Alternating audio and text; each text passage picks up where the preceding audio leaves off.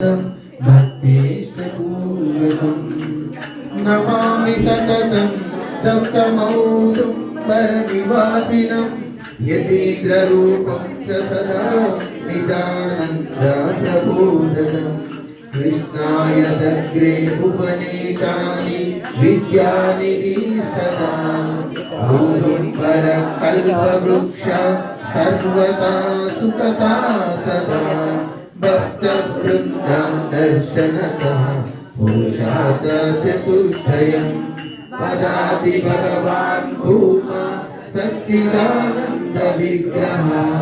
जागर्ति बुद्धरूपेण भोक्तज्ञान समाधितः ब्रह्मवृन्दं ब्रह्मसुखं ददाति समदृष्टितः